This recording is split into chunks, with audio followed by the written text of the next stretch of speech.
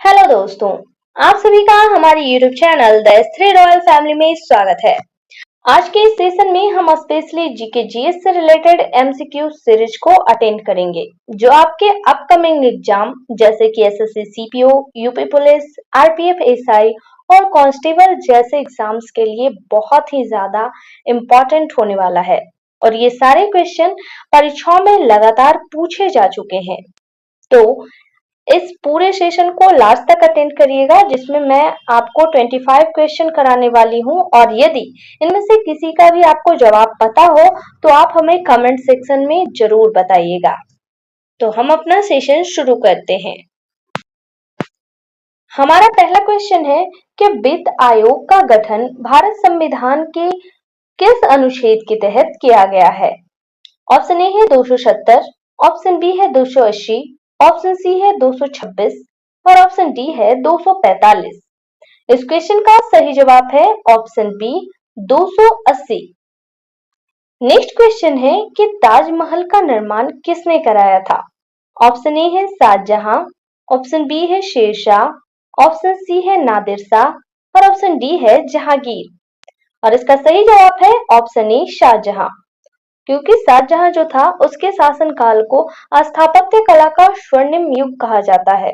और शेरशाह जो था वो भारत का दूसरा अफगान शासक था जो हुमायूं को हराकर दिल्ली का राजा बना था। और नादिर शाह जो था वो एक विदेशी आक्रमणकारी था। और जहांगीर भी मुगल वंश का एक राजा था जिसने न्याय की जंजीर बनवाई थी। और ये काफी बार एग्जाम में पूछा जाता है, तो इसे आप ध्यान में रखिएगा।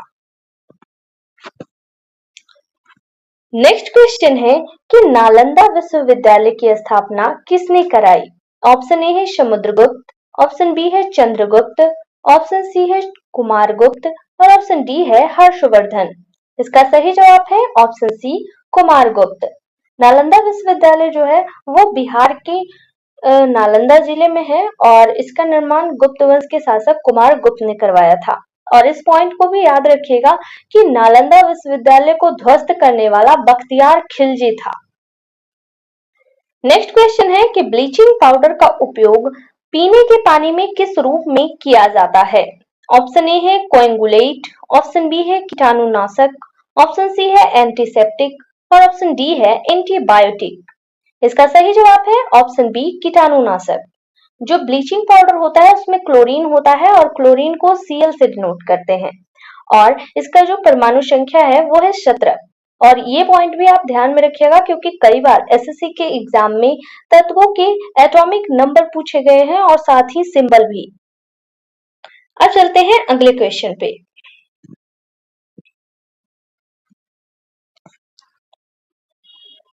नेक्स्ट क्वेश्चन है कि नींबू के रस का पीएच मान कितना होने की उम्मीद है? ऑप्शन ए है 7 के बराबर, ऑप्शन बी है कुछ भी भविष्यवाणी नहीं की जा सकती है, ऑप्शन सी है 7 से अधिक और ऑप्शन डी है 7 से कम। इसका सही जवाब है ऑप्शन डी 7 से कम। जिसका भी पीएच मान 7 से कम होता है उसे अम्लीय कहा जाता है। और जिसका पीएच मान 7 के बराबर होता है जैसे कि जल, और उसे उदासीन कहा जाता है। और जिसका पीएच मान जो है वो 7 से अधिक होता है वो स्वाद में कड़वा होता है और उसे क्षार कहा जाता है। ठीक है, तो इस पॉइंट को भी आप ध्यान में रखिएगा। और पीएच स्केल जो है उसका खोज सोरेंस ने किया था।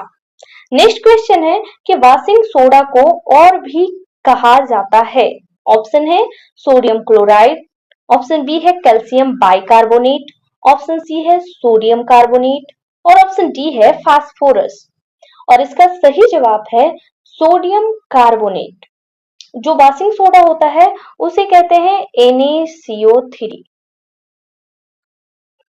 ठीक है, और इसमें सोडियम कार्बोनेट होता है। नेक्स्ट क्वेश्चन है कि बेकिंग सोडा को और किस नाम से जाना जाता है? बेकिंग सोडा को हम कहते हैं खाने वाला सोडा। ठीक है, और एग्जैक्ट ये क्वेश्चन पूछा गया कि खाने वाले सोडा को और क्या कहते हैं, तो बेकिंग सोडा कहते हैं। और उसके अलावा आपके पास 4 ऑप्शन है। सोडियम बाइकार्बोनेट, ऑप्शन बी है कैल्शियम बाइकार्बोनेट, ऑप्शन सी है कार्बन मोनोऑक्साइड और ऑप्शन डी है ब्रोमाइड।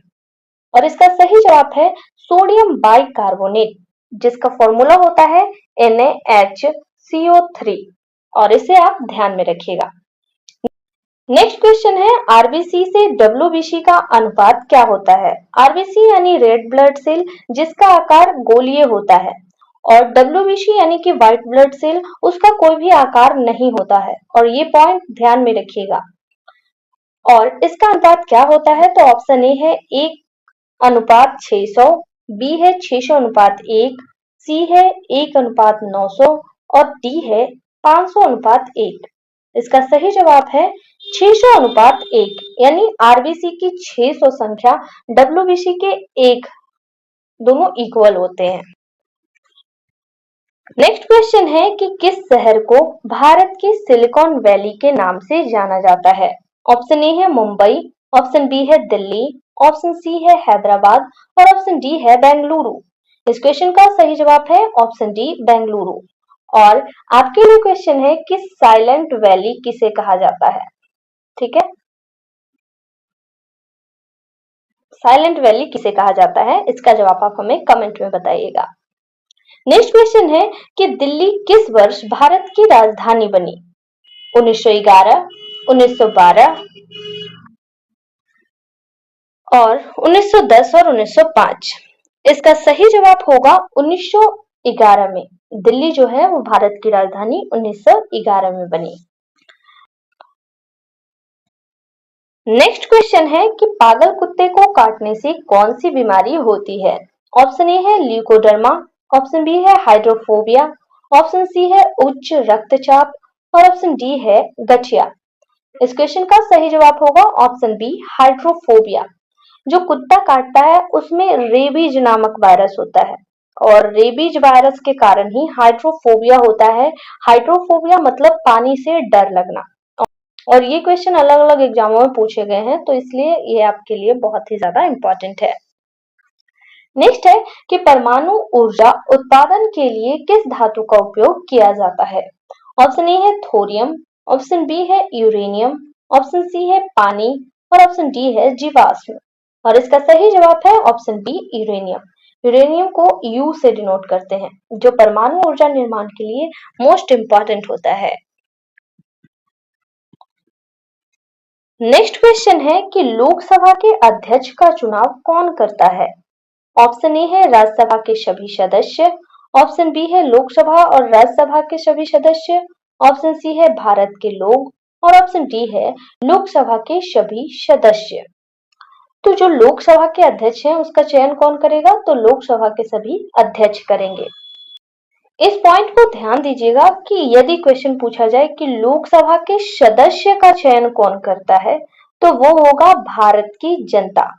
ठीक है, लेकिन जो अध्यक्ष होते हैं वो उन्हीं सदस्यों में से किसी एक को बनाया जाता है जिसका चयन लोकसभा के सभी सदस्य द्वारा खुद कर लेते हैं। ठीक है, अब चलते हैं अगले क्वेश्चन पे। अगला क्वेश्चन है कि किस ग्रह को पृथ्वी का जुड़वा ग्रह कहा जाता है। ऑप्शन ए है बृहस्पति, ऑप्शन बी है मंगल, ऑप्शन सी है शुक्र और ऑप्शन डी है शनि। इस क्वेश्चन का सही जवाब है ऑप्शन सी शुक्र। और शुक्र एक ऐसा ग्रह है जिसका कोई भी उपग्रह नहीं होता है। शुक्र का उपग्रह नहीं होता है और पृथ्वी के एक उपग्रह चांद होता है और मंगल के 2 उपग्रह होते हैं।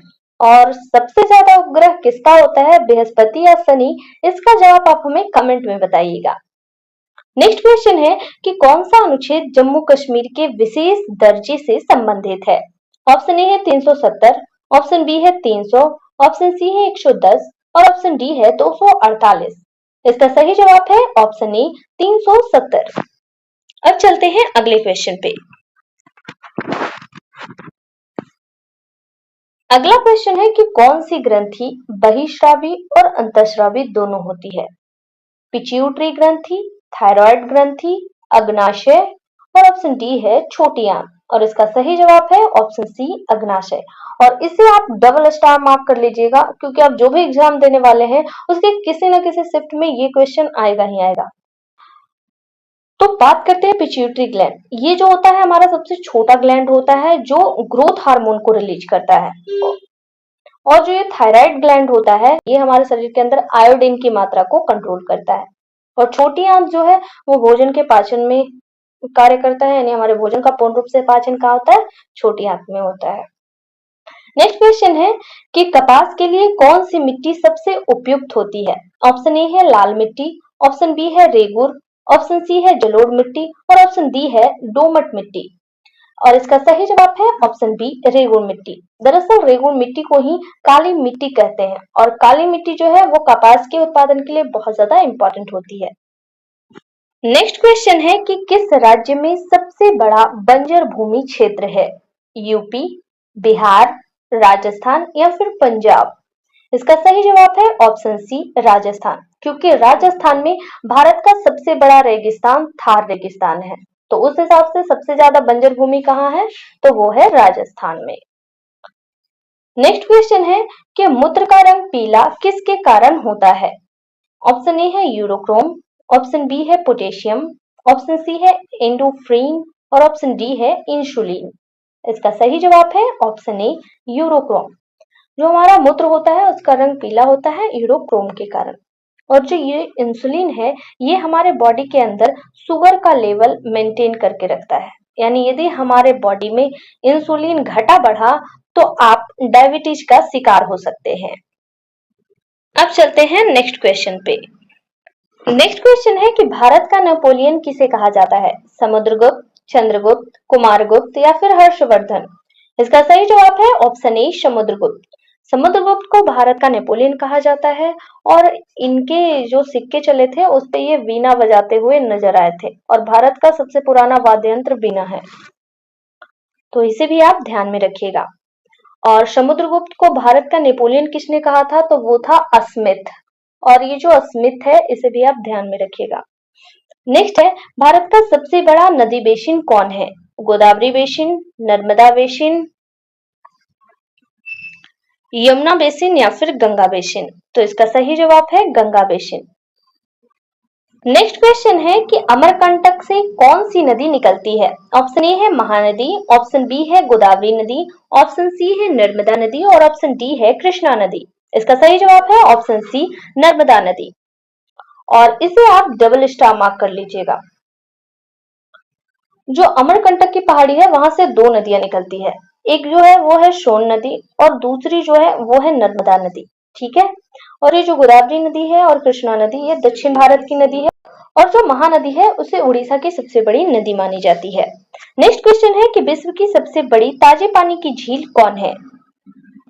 ऑप्शन ए है लेक सुप्रिया, ऑप्शन बी है मिशिगन झील, ऑप्शन सी है मालवी झील और ऑप्शन डी है ग्रेट बियर झील।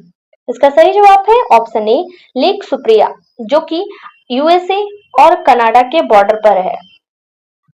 ठीक है, तो इसे भी आप ध्यान में रखिएगा।